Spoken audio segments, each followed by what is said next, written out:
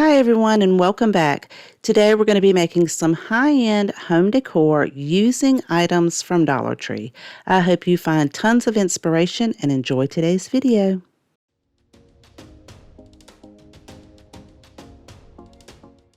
For this project, we're going to be using two of Dollar Tree's 6 by 8 inch canvases, and I'm going to remove each of those staples using a heavy-duty staple remover. I have this listed in my Amazon store, and the link to that is in my description box below if you are interested. This just makes this very easy to lift those staples up, and then you can wiggle them out with your fingers, or if they're just a little bit difficult, like one side doesn't want to come up, you can just pull those up with some pliers. But this makes it really easy and quick to remove all of those staples, and then we can remove our canvases. I'm going to lightly sand where all of those staples were to knock down any of the rough edges so that I can fill this in with some wood filler. I like to use this plastic wood made by DAP. It is just a really wonderful wood filler. It has a nice creamy texture to it. It is very easy to go on, and it dries fairly quickly. You can find this at most of your home improvement stores, but I also have this listed in my Amazon store as well. So once that dries, you can just knock off any of the excess with a putty knife. And then I'm going to take my electric sander and go over all of the places that I added the wood filler, but I'm also going to go over the entire frame because some of these had some fairly rough edges to it, and I wanted to have a nice, smooth, clean surface, so this will look really high-end when we're finished. Now we're also going to be using two of Dollar Tree's wood plaques. This is the barcode in case you can't find it in your store. You may be able to order these online. They measure roughly 4 7/8 of an inch by 7 inches. And again, I'm going to go ahead, take these outside and use my electric sander because sometimes when you purchase these, where they have those routed edges are really rough, and I want it to be nice and smooth. So I'll do that for both of the plaques, and then I'll make sure to wipe them down to remove any of the sanding dust, as well as wipe those canvas frames down.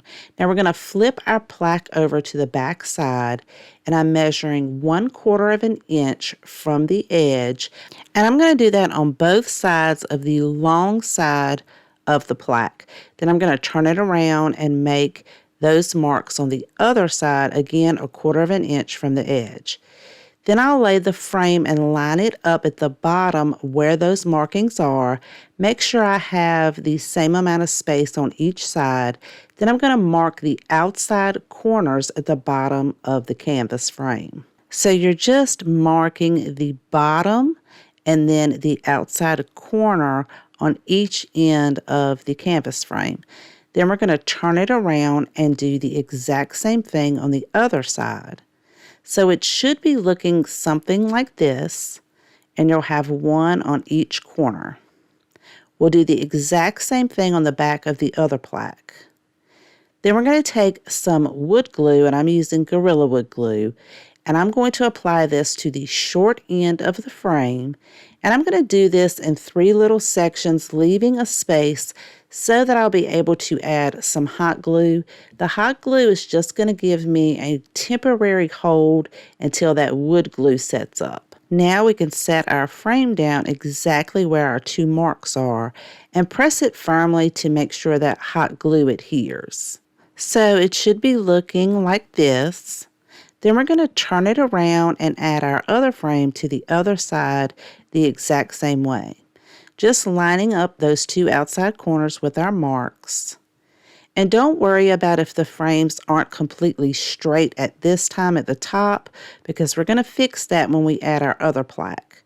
So we're going to go ahead and add our wood glue and then our hot glue. And I made sure to add the hot glue to the outside corners as well, so I can make sure that I keep these frames very straight when I add it to our other plaque. And then you already have your markings on that plaque, so you know exactly where to line your 2 frames up. So it should be looking something like this. You'll want to go ahead and remove any of your glue strands or any excess glue that may have seeped through. And then because this is all wood, you could stain it or paint it whatever color you like. I'm going to use Waverly's Antique Wax. And I recommend if you use this or any kind of stain that you just do small sections at a time so that you'll be able to go back with a clean cloth and blend it in and remove any of the excess stain or wax. I'm going to do this for the entire piece, including the top and the bottom, and then set that to the side and let it dry. Now I'm going to use one of Dollar Tree's metal canisters, and I only need the bottom, not the top. This one measures about 2 inches. Now you could add a wood bead and then one of Dollar Tree's book rings to make a cute top, but I have this wood finial that I have in my craft room. This came from Hobby Lobby and I just have one left, so I'm going to add that to the bottom of that metal canister with some E6000. And once that glue dries, I'm going to give this a nice coat of matte black spray paint. Once that dries, I'm going to use the E6000 and attach this to the top of our lantern and let that glue set. And then you can add any of your favorite flowers or greenery. And then I'm going to add in a battery-operated LED candle. Now you have an inexpensive but gorgeous lantern to decorate your home with.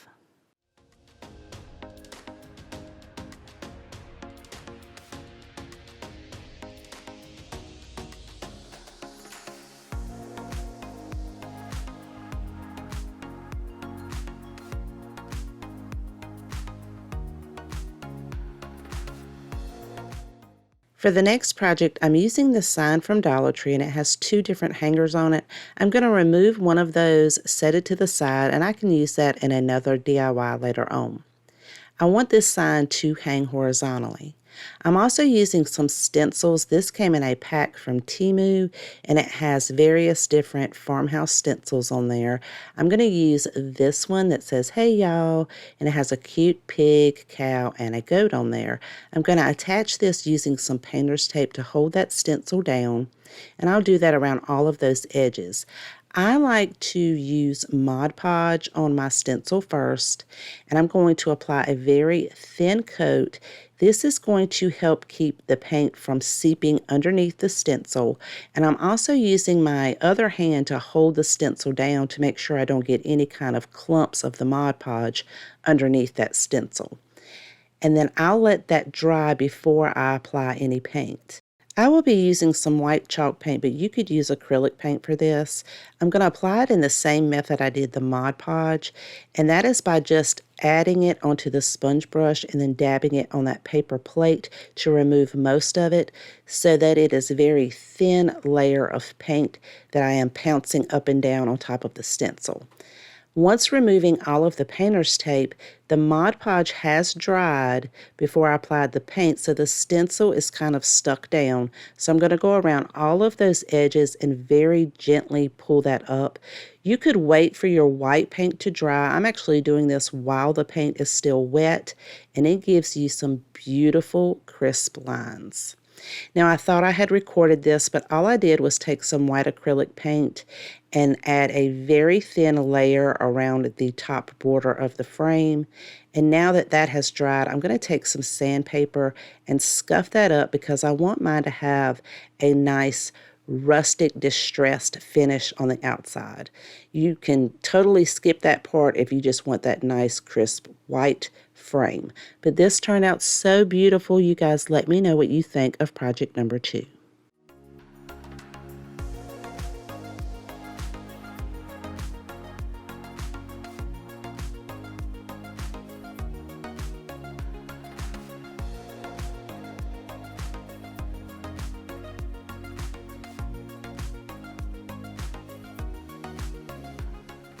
At Dollar Tree, I found these 2 votive candle holders. I love the design on these.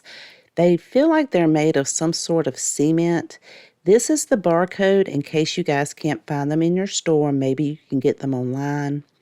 Once I remove the label, the bottoms of these have a little bit of a rough texture, like some bumps, and I want it to be smooth, so I'm going to use a piece of sandpaper to sand those rough spots down, and then I'll take a dry paper towel to just remove all of that sanding dust to get this ready for paint. I'm also going to be using some dessert glasses from Dollar Tree, and these come in a pack of 3. Of course, I don't know anybody that eats desserts in such tiny little glasses, but maybe I should start doing that. I could lose some weight. But anyways, I'm going to use 2 of those, and I'm going to give them a cleaning with some rubbing alcohol to remove any kind of oils so that I'll be able to paint these as well. Once that dries, I'm going to take everything outside, and I'm going to give each one of these one light coat of matte spray paint. Now, I am not painting inside of those dessert glasses, just the outside edge of those. I'm also using 2 of Dollar Tree's vases. These measure roughly 6.5 inches tall, and I absolutely love the shape of these. They remind me of like an old lantern. So I'm going to be attaching these to the bottom of those votive candle holders using some E6000, so it'll give me that nice, strong, permanent hold. And I'm going to do that for both of those votive candle holders. Then I can set my glass on top, press firmly, and I'm going to let that set for a couple of hours so that that glue will set up. Now, you could decorate this and use it as a vase by putting some florals or greenery in there, but you could also take those dessert glasses that we painted and we can put some tapered candles in there. Dollar Tree does sell some short battery-operated LED tapered candles, but I couldn't find any in my store, so I'm going to use the regular tapered candles, and I'm going to use a utility knife to cut these in half so that they'll be much smaller and they'll fit inside of my vase. I did that for both of those, and to get them to sit inside of that dessert cup, I'm going to melt the wax a little bit on the bottom by using my lighter, and then I can stick that down inside of that dessert cup and let the wax cool a little bit, and it'll keep that candle straight and in place. And this is okay. That's why we did not paint the inside of this dessert cup. I'm not going to glue this on the inside of the vase. I'm just going to set that down in there so I can switch it out if I want to. But I thought this looked like an older type lantern, and I love how it turned out. You guys let me know if you like it better with the candle or to use it as a vase.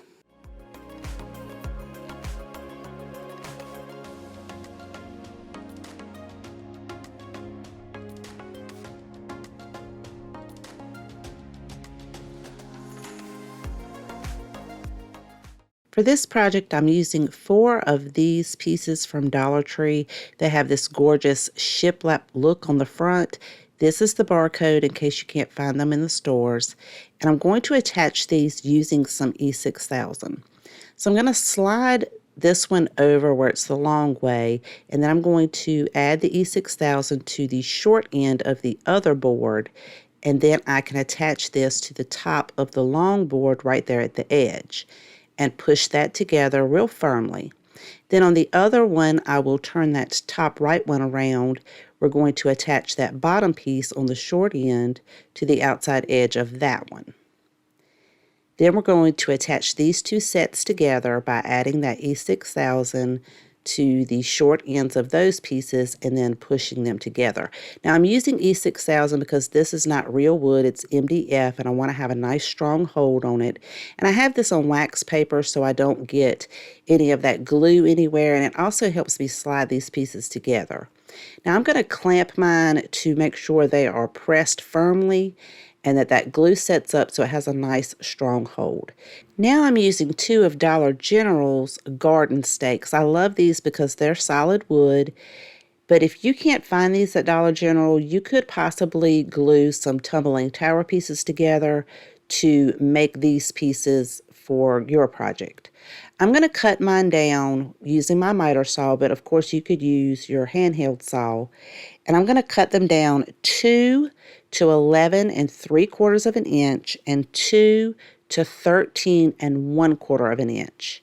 Then I'm using my electric sander to go over these, make sure they have a nice smooth finish, and especially on the ends where it may splinter where you cut these. Then I'll wipe all of those down, and I'm going to paint mine on all ends, including the very end pieces, using some black paint, but you could stain these or paint them whatever color you like.